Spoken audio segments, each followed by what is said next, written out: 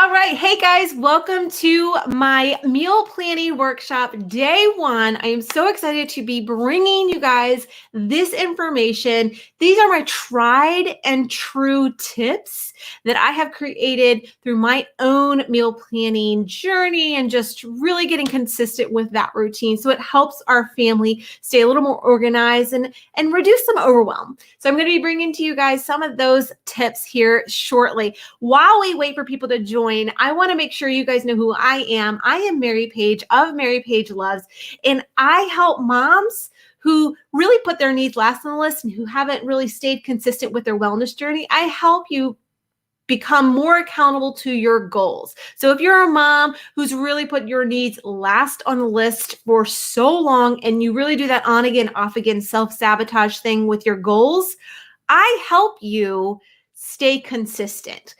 But if you are here, you're probably wondering, how can I consistently meal plan every single week and just make that part of my routine? So that's what these tips are going to help you do. But before we get started, I want you guys to know at the end of my workshops, day one and day two, we're going to have a cheat sheet. It's going to be a freebie, a download for you guys. So stay tuned for that information. I'm going to be bringing that to you here shortly.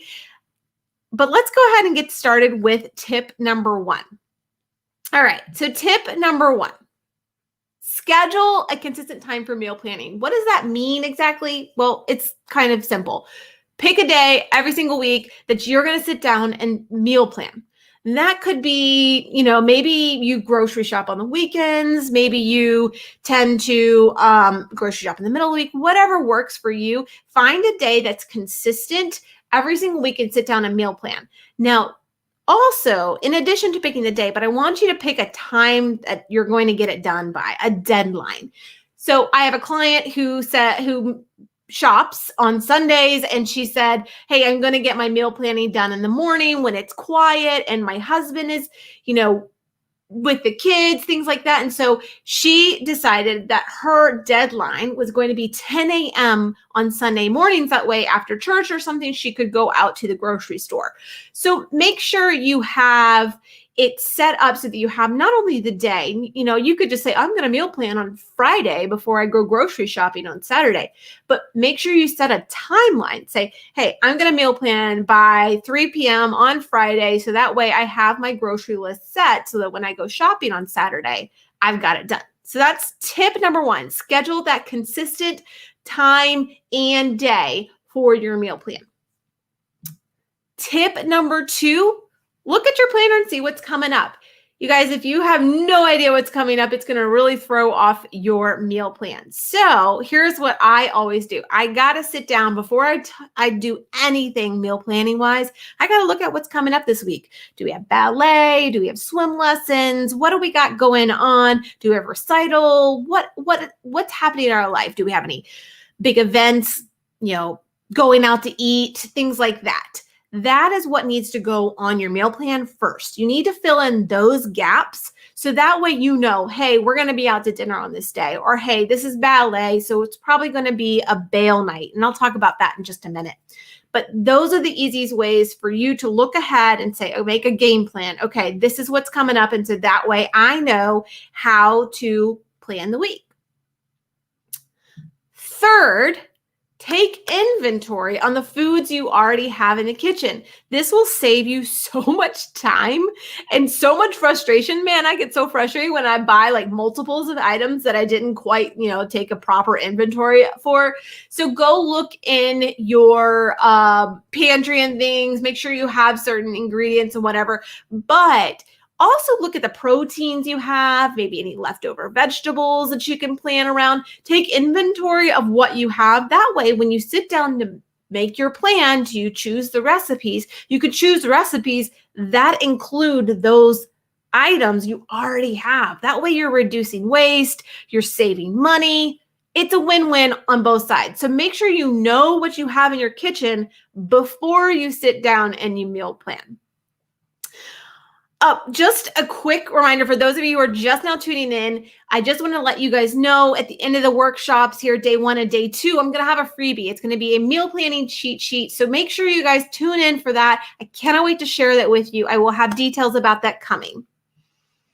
All right. Tip number 4, check out the sales and the coupons. Before I start deciding what I'm going to make for the week, I make sure I look, hey, what's on sale this week? Is there certain produce that's on sale? Is there certain meat that's on sale? I like to know, hey, what get the most bang for your buck, right? And this is something that not as many people think about. Like we kind of like jump this part of the step when we're meal planning. So, I'm trying to save you a little money here, and just make sure you check out the coupons and the sales going on. That way, hey, well, I could really make a meal out of ground beef that's on sale this week. So there's that. And tip number 5. Keep the side dishes simple. So I love making my dinners as the main event kind of thing. They're protein. So if I'm not making something in the Instant Pot or as a casserole that includes a whole bunch of veggies or like pasta or something, make your side dishes very simple. So if my main event, quote unquote, my protein is kind of like a nice chicken recipe, and it doesn't come with like its own sides, then I like to add in like frozen veggies or bag salad or just something really easy and simple. So I'm not having to make 2 recipes. So make sure that when you're planning out and you're finding the recipes for your meal plan, this is just like a quick tip. Just make sure you don't overwhelm yourself by adding in like multiple different recipes for your side dishes. All right. And then once you've gone through all these steps, you guys, once you did it, that's when you choose your meals. And this is a little bit more meaty for this tip because you want to make sure that you're choosing your meals wisely. And for me personally, and this has been really helpful for our family, it has been easy to pick 4 or 5 days of the week. That's it, tops, that I'm going to cook.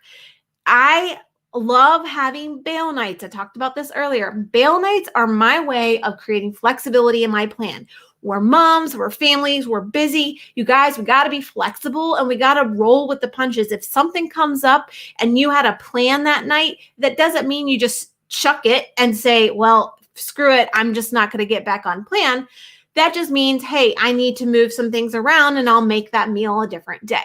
So we like to include the flexibility. So we only cook 4 to 5 max a week as like a dinner.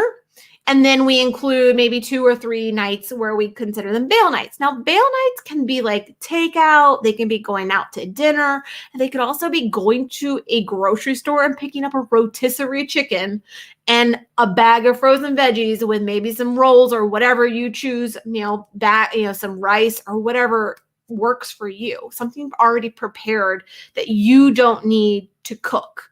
So bail nights are super key. But so when you're meal planning, start with your dinner first. Plan out your dinners 4 to 5 times, maybe cooking a week if you don't like to cook every single day. Now, if you like to cook every single day, by all means, find some awesome recipes. And that way you can cook, throughout the whole week. But that's what works for us.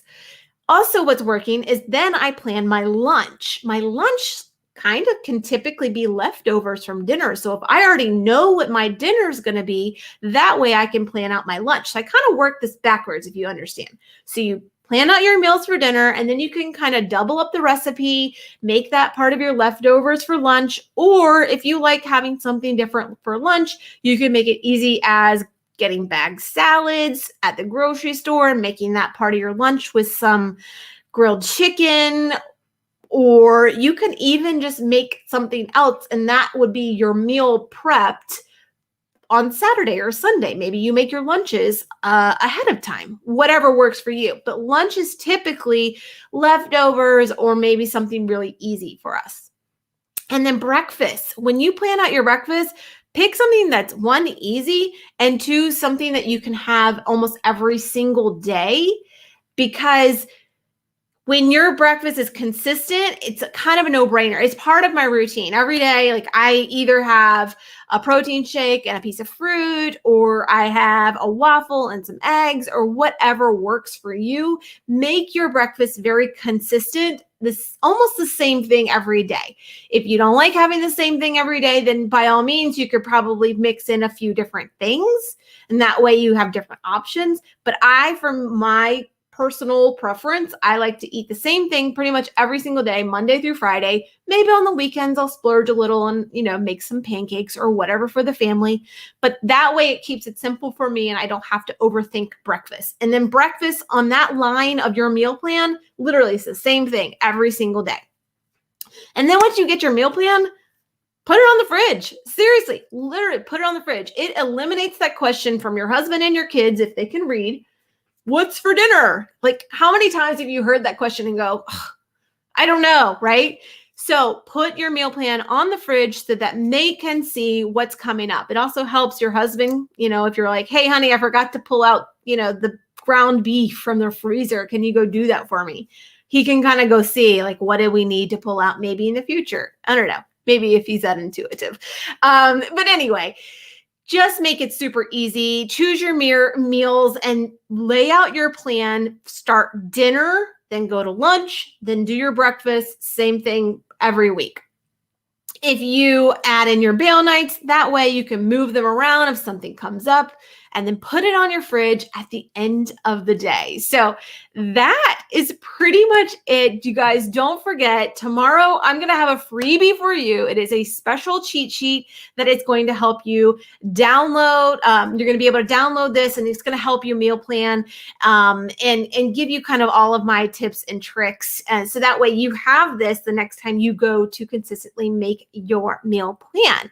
And tomorrow we're going to be talking about really the cooking aspect, how to simplify making your meals, how to not overwhelm yourself, how to make sure your family will still eat the meals, and all of that goes with it. So I hope you guys really got a lot out of this. If you have questions, please drop them in the comments. I'm going to go check them now.